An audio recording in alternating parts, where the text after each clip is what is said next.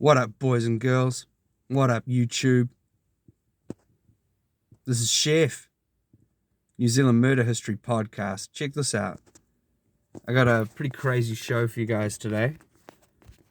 It's another Wellington high-profile murder. We're not on location. We're here in sunny Nelson. Wellington is on the other side of the sea over there. On the other side of the Cook Strait.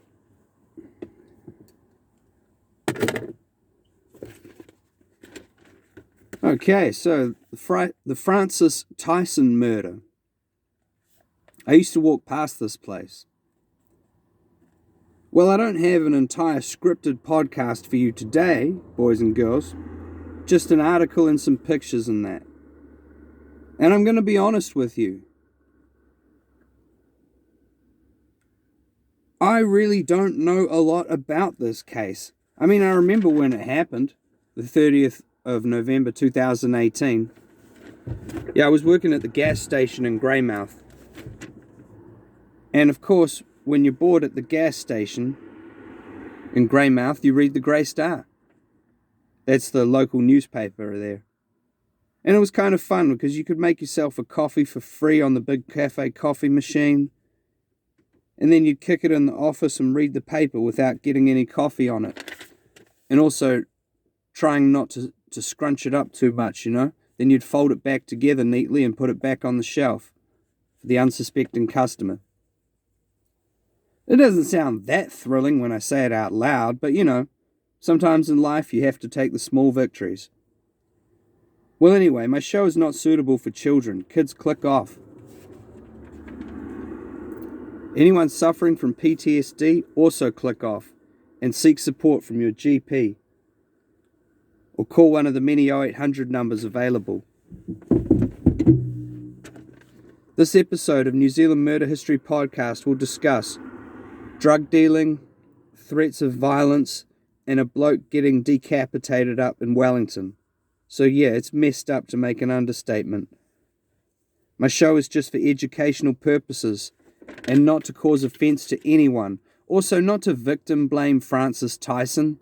I just want to point this out, guys. Like, yeah, selling synthetic cannabis, maybe it's not the greatest thing that you could be doing with your life, but hey, you know, we've all made some few questionable decisions here and there, so, you know, let's not be too hard on the guy in the comment section. So once upon a time, in 2018, there lived two synthetic cannabis dealers at a Housing New Zealand complex in Petone. Now this stuff.co.nz article, Wellington Decapitation, Eugene Baker pleads guilty to murder of Frank Tyson, written on May the 29th, 2019, says, pensioner flats in Petone. But I used to walk past this place to Petone, and I'm fairly certain it's a Housing New Zealand joint. Yeah, so for those of my viewers not from here, Housing New Zealand is a government agency that owns a lot of properties and provides affordable housing to people living on a lower income bracket. They own medium to large housing complexes. There's a photo of this place, but I can't actually read the sign. It's obscured by scaffolding. It's POLA blank blank, I can't read it, S apartments. So Pollard Apartments, I don't know, something like that. But anyway, Housing New Zealand also owns small one-storey houses divided into two flats with a firewall in the middle, you know. I had a lease on such a place in Nainai in 2014. And this is where I was walking from when I was going to Petone. Now, not to be confused with the Wellington City Council flats, which are much bigger typically, like 10 to 11 stories tall, and usually with a better paint job. Yeah, this place I'm talking about is like 2 or 3 three-story buildings, possibly a 4-story building in there somewhere, but yeah, you get the picture.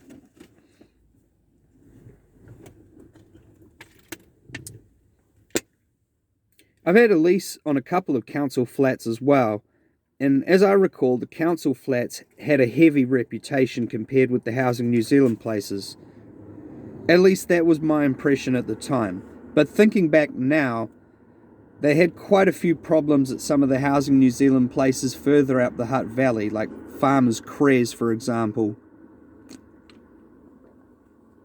And when I say problems, I mean there was at least one murder and a violent assault, resulting in a bloke getting killed with 2 members of the Maori Mafia getting sent to prison on manslaughter charges. So yeah, pretty significant problems. I think it was actually a couple of murders on that street as well, but it was definitely a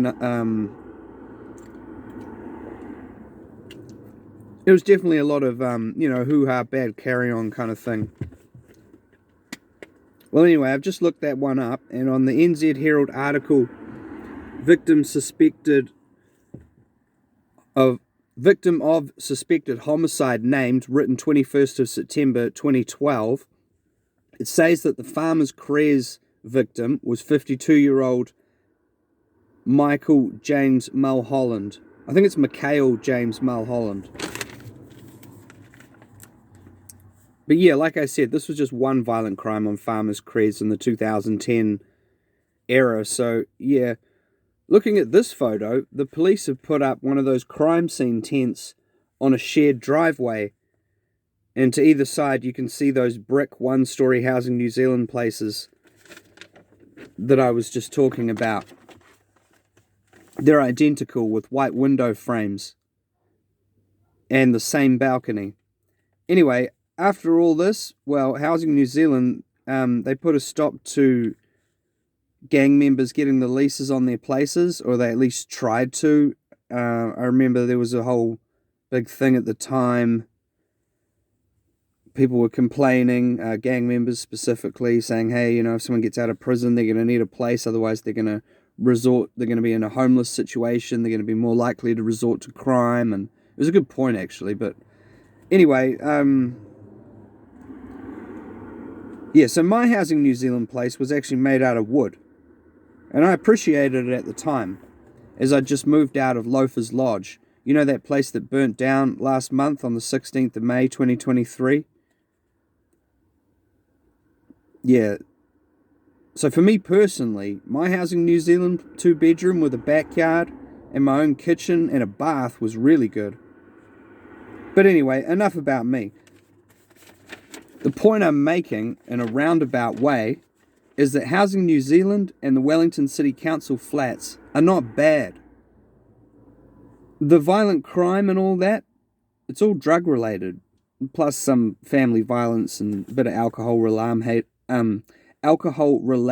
harm stuff. So, yeah, if you're not involved in dope and you don't have an abusive boyfriend or girlfriend, you can quite happily live in these places and just get on with it. That was my experience anyway. But okay, speaking of just getting on with it, let's read this article then.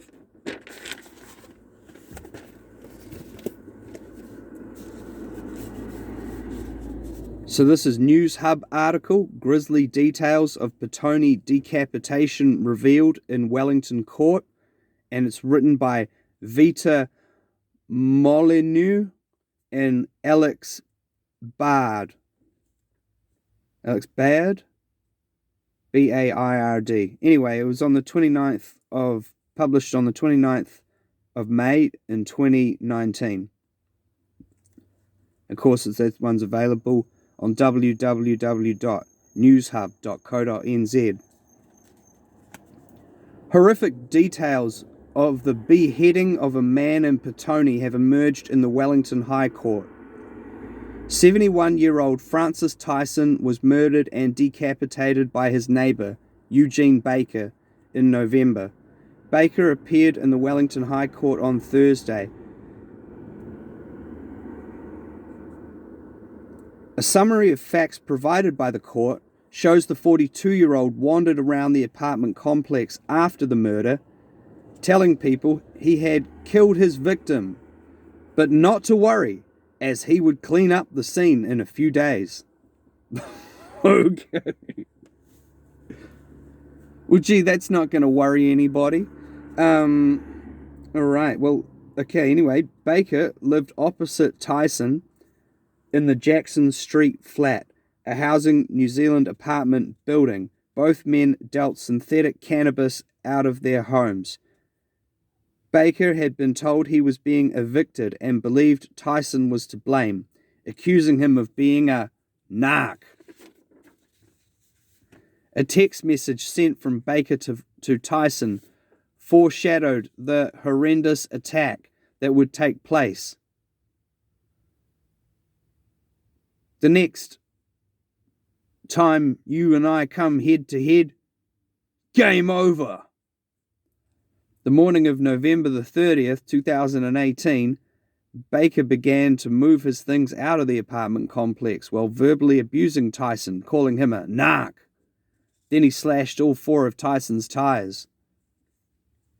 Later that evening, Tyson returned home and told the residents he had synthetic cannabis and would be ready to sell it soon. Then the horror began. So, this bloke, Francis Tyson, I'm going to show you guys the photos shortly. He's a Pākehā bloke, he's 71. He's just got a quantity of synthetic cannabis. He's going to be ready to sell it, but then the horror began. So Baker grabbed a large kitchen knife and followed Tyson to his home. He intimidated the boarder who lived in the flat and broke in. When Tyson refused to hand over the drugs he had bought, Baker stabbed him 5 times in the chest. Baker then began to beat Tyson. The force of the blows was so strong they could be heard from a neighboring room. Baker punched a hole through the bedroom door and continued to threaten the boarder hiding inside, telling him he needed to leave the flat or he would watch as Baker decapitated his victim. Tyson managed to raise his head and tell the boarder to leave, which he did. Baker took the boarder's phone and keys and told him to keep his mouth shut about what he had seen, or else he would be killed too. So this is pretty cool. I mean, obviously this is awful, but what I'm saying is cool is this dude, Francis Tyson, he's already got stabbed. He knows it's the end, but he still has the presence of mind and the strength to lift his head up and tell his boarder, hey, look, just get out of here, mate. Like, you better leave now, you know. So he's trying to defend his boarder as best he can in the situation. I mean, it's sad, but it's cool that he at least, tried to say, hey, look, man, you better get out of here. Anyway, Baker followed the boarder out of the apartment, returning shortly with a large serrated bread knife. He beheaded the now deceased Tyson and wrapped his head in a towel before putting it in a plastic bag. Several residents of the flat grew concerned for Tyson's safety. They visited the scene and found his headless body. One woman began to run screaming through the apartment complex, but Baker pulled her inside his own apartment to try to calm her down. He explained he had murdered Tyson, but not to worry about it. He would clean up the scene in a few days. The residents who had found the body left the apartments, afraid for their own safety. Baker then loitered around the housing complex, telling more residents he had killed Tyson, saying it was okay, and not to worry as the scene would be cleaned in a few days. He also made reference to decapitating Tyson. Then he walked down Jackson Street. That's the main street of Petone, by the way. The one full of shops on it and that. Holding Tyson's head in a plastic bag and swinging it as he walked. Police were called to the area at 10 p.m. and found Tyson's head in Baker's lounge alongside a large quantity of synthetic cannabis. Baker was charged with murder and faces a life sentence. End of article. So yeah, that's obviously very messed up.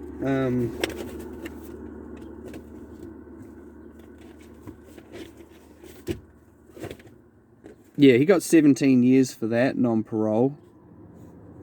I think one article I read said 18 years, but I think it was 17.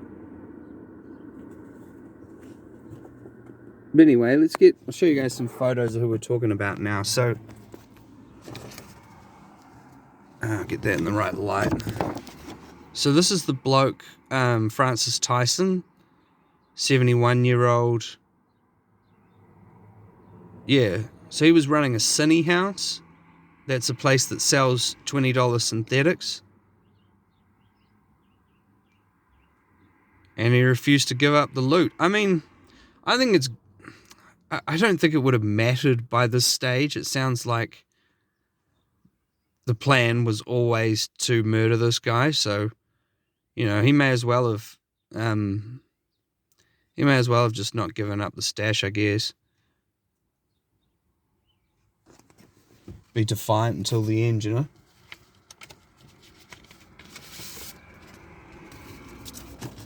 This is Eugene Baker in the Wellington High Court.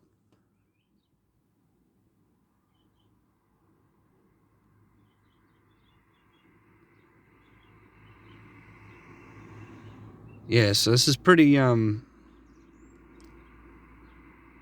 it's pretty horrific, you know what I mean?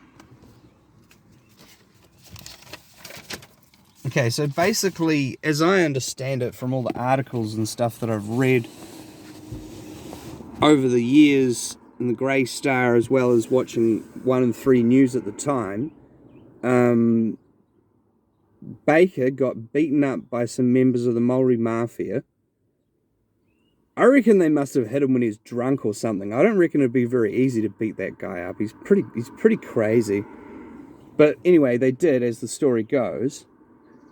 And that guy Francis Tyson was selling for the Mafia. And then so this is what he did in response. Now that guy Francis Tyson, I don't know if he did tell Housing New Zealand that Baker was selling synthetics. It could have been anybody. I mean, it could have been him. I just don't know. Like, who knows, It's just so, it's hard to know, So basically in response, it didn't say it in that article, but basically in response to this, he's killed this guy, chopped his head off, gone down the main street of Petone with a head in a plastic bag. He's then gone to a Maori Mafia address. I'm not sure who was there at the time or what, but he's basically gone there and said some crazy, like, "This is your synthetic narc dealer," and thrown the plastic bag with a severed head at them. And then he's gone back to his place, and they've sent someone to go and return the head to him. And then the police came at 10 o'clock at night, and they found him sitting there with just shy of an ounce of synthetic cannabis plus the severed head. So yeah, pretty messed up case, to say the least.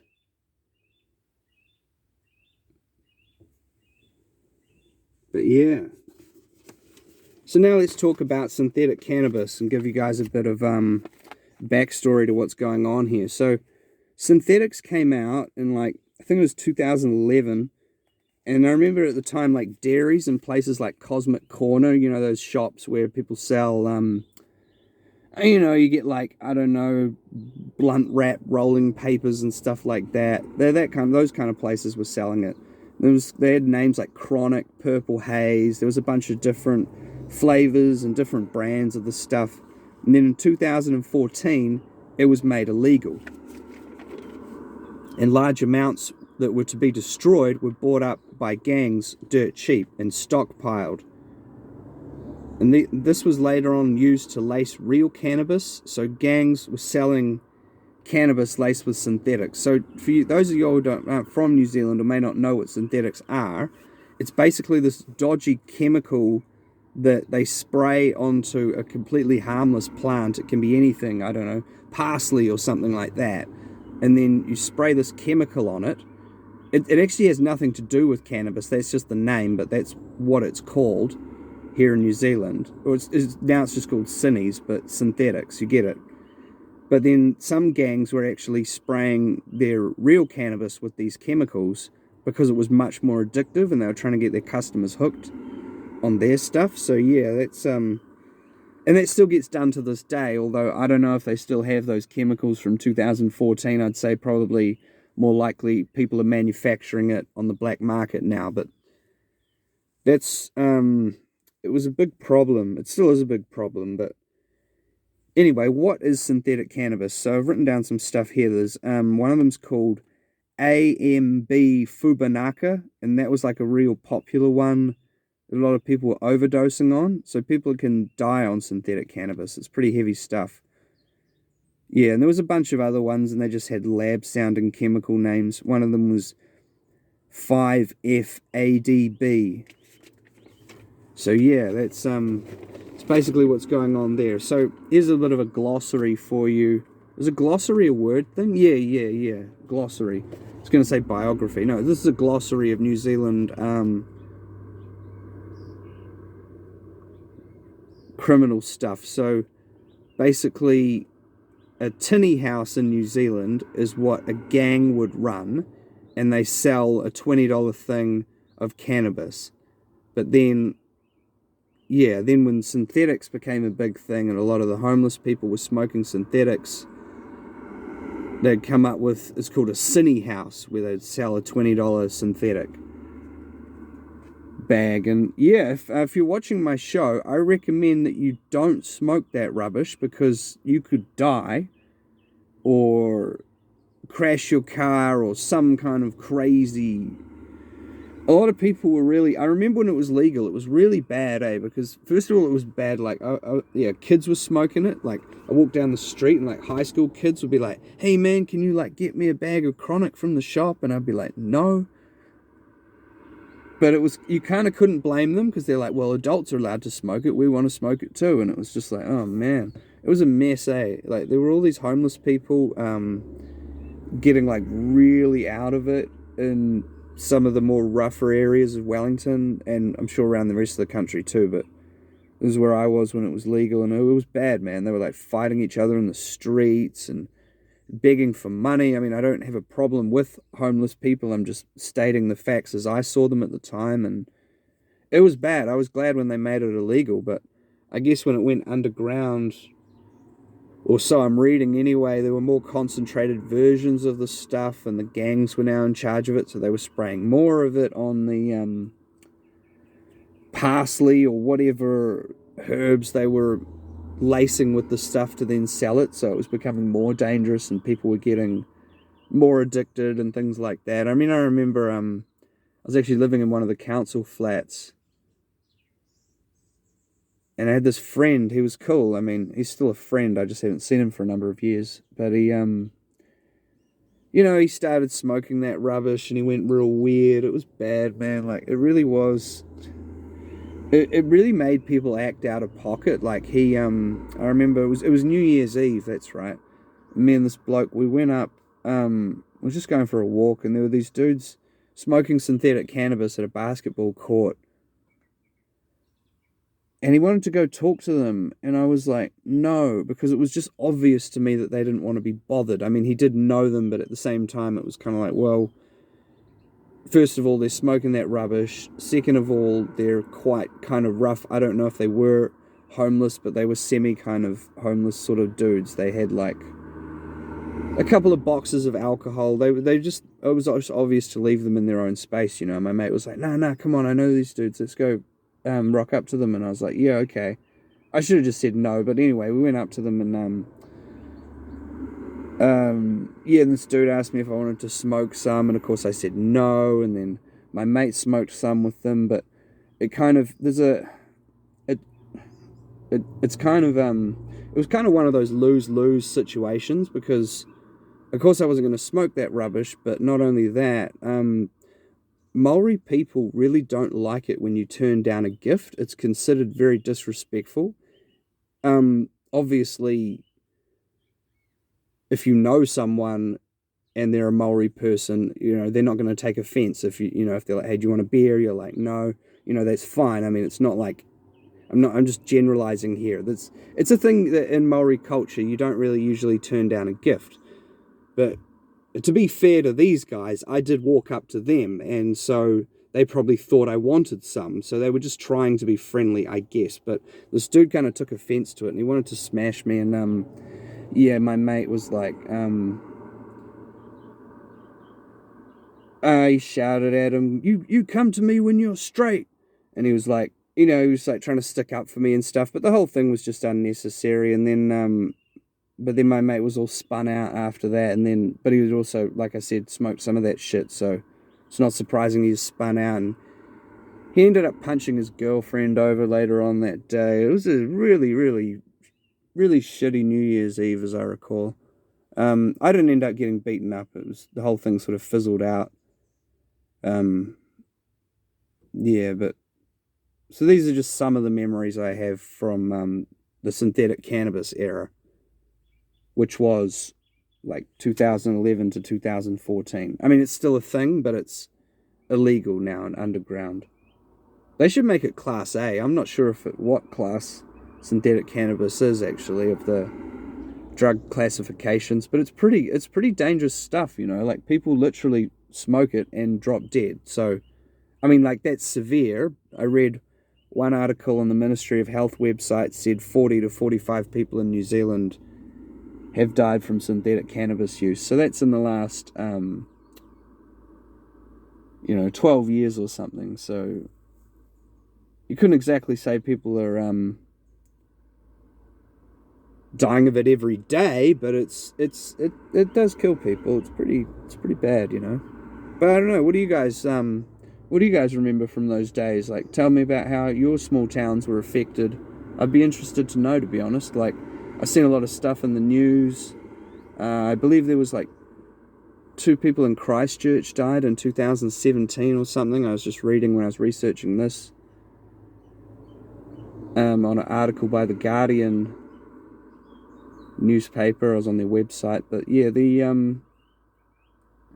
as I recall, they had a whole bunch of problems. I mean, it's all around the country, but a lot up the North Island, Hawke's Bay, Rotorua, stuff like that. Yeah, it was pretty bad.